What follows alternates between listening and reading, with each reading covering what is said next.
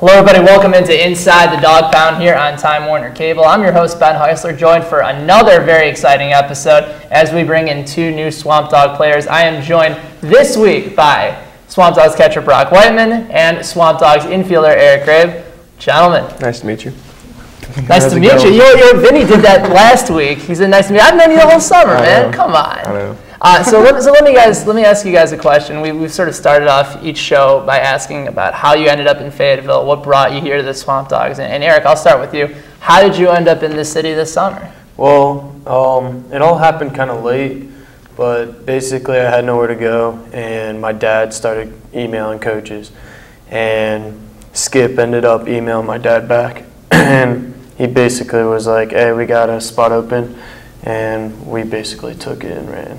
What about you, bro? How'd you end up here? I signed with the Swamp Dogs in the fall. I had a couple other offers to go different places, like Alaska and Wisconsin. So I'm actually glad I came here. I'm learning a lot about baseball, so I'm enjoying my summer. How can you imagine playing baseball in Alaska? You think it probably would have been a little bit colder? Yeah, it would have been a little chilly, but that's one of the first summer leagues that actually opened up. Yeah. So there's a lot of history there, and the teams are, old. 100 years old. So. Now, both of you guys have had an opportunity to play college ball close to where you grew up. And Brock, I'll start with you. You're playing at Muskegon right now. You're a native of New Concord, Ohio. What's that been like to be a member of the Muskies? My high school was actually called the Muskies, so I guess I've been a lifelong Muskie. And, I enjoy being close to home with my family. They love watching baseball, as you can tell. I mean, they've been down here 2 times already, so it makes it nice on them, and they don't have to travel too far to come watch me play baseball. And the summer is kind of my getaway, and I'm glad that I'm here. So. And despite the getaway, they're still here and they're following you all throughout the season. Yeah. Now it's been a little bit further for you, Eric. Although you grew up in Ocala and you played this first year at Daytona State. So what's that experience like playing over there? Well, it's been great playing in the warm weather. Like, definitely has been nice. And Daytona is a great place to play.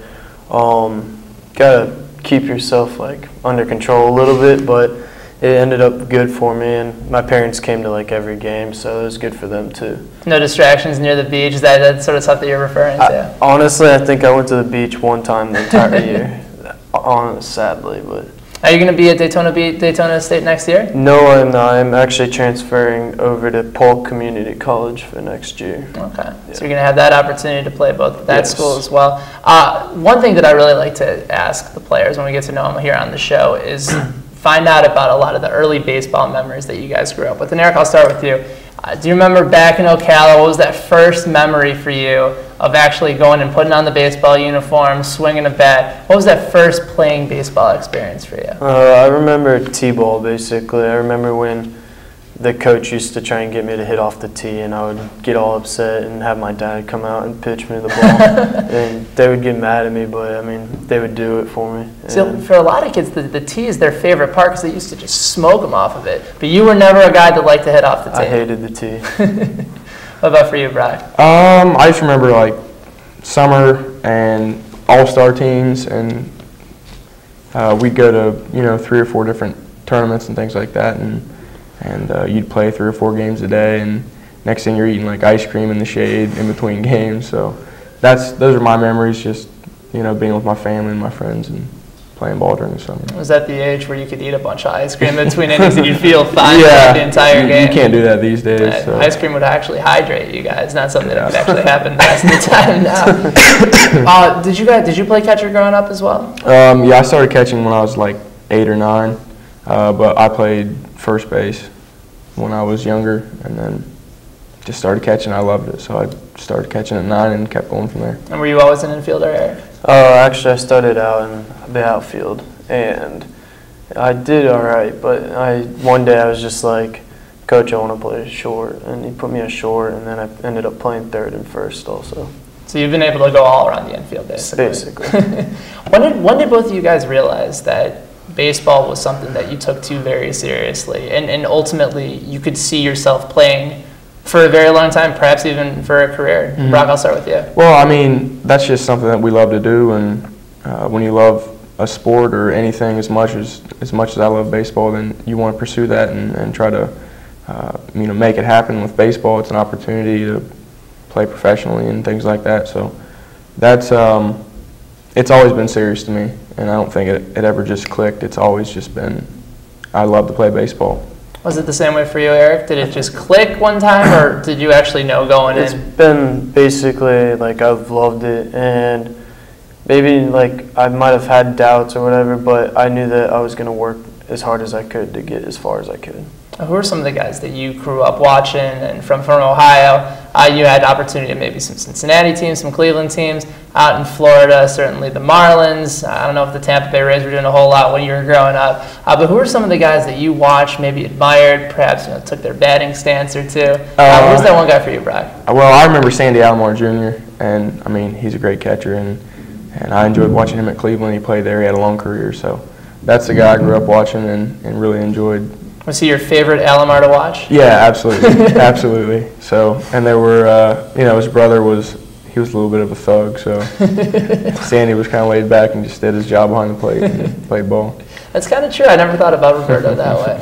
What about you, Eric? Who's that one guy that you grew up idolizing? I always enjoyed watching Jeter play, to be honest. Like, I used to read books on him all the time, like about his work ethic, and I used to hit with a coach that used to work with him. Oh, okay. And so, I mean, I always really loved Jeter, and I just enjoyed watching him play. Did that turn you into a Yankee fan? Yes, it did. Sadly. Yeah. We're both Brock and I are sorry to hear that. Typical. Yeah. But no, Jeter's another good guy to grow up. So Jeter and Sandy Alomar Jr. Yeah, a little bit. The Yankees were bad. He was good. We'll try to get into too much of an argument here. All right, let me ask you guys, we'll wrap up this first segment. I want you guys to both finish the sentence. And I kind of have a feeling of what Eric's going to say. But, Brock, I'm not so sure. Finish the sentence, guys. If I wasn't playing baseball, I would be doing what? Oh, my.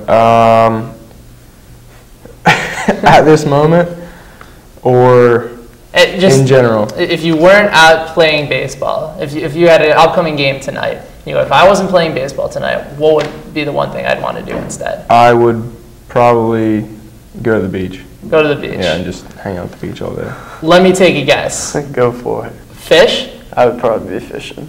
Now, hold on. I don't know how much more time we have left, but how do you have the patience? And this is something I've always wanted to know. I've never had the patience to fish. So you got to get up so early, and you got to just wait around. You got to be calm, collected. And obviously, I don't know if you guys can tell, I'm more of an excited and sort of nervous, frantic kind of a guy. How do you adjust to being a fisherman? It's weird. Like, I used to hate it. I used to go out with my dad and with a couple of my buddies back home, and I'd just get bored, and I'd have to just sit there and eat the whole time. But I started liking it as I got older, and I started enjoying it, and like, it's just something fun to me. It kind of takes my mind off of everything. How old were you when you first learned how to gut a fish? 2 years ago, probably. Oh, really? Yeah, I can flay a fish pretty quick. Can you? Yeah, I love fish, but that's probably what I'd be doing. I'd go to the beach first. I might fish on the beach, but I'd be at the beach. All right, so we're talking not only with one fisherman, but with two, in Brock Whiteman and Eric Grabe. We're going to take a quick break. We'll be back with more Inside the Dog Pound. Don't go anywhere. Right here on Time Warner Cable. Who let the dogs out? Who let the dogs out? Who let the dogs out? Who let the dogs? Welcome back, folks. It's Inside the Dog Pound here on Time Warner Cable. We are with Brock Whiteman and Eric Grabe, the catcher and infielder for the Fayetteville Swamp Dogs, respectively. Gentlemen, so first of all, congratulations on winning the CPL South. I know it was a considerable amount of time ago, but one thing I want to sort of break this discussion down is talk about how the team, after that first half, been a little bit of inconsistency. You guys have had some flashes of excellent baseball, and then sometimes maybe a couple games have slipped away. Eric, I'll start with you. How do you guys go back to doing what you guys were doing so well when you wrap things up for the first half championship? I think more towards, I think we play better in front of our home crowd, and I think that gets us going a little bit more, having the fans cheering for us and yelling for us, and I think that gets us going more. But, I mean, when the team comes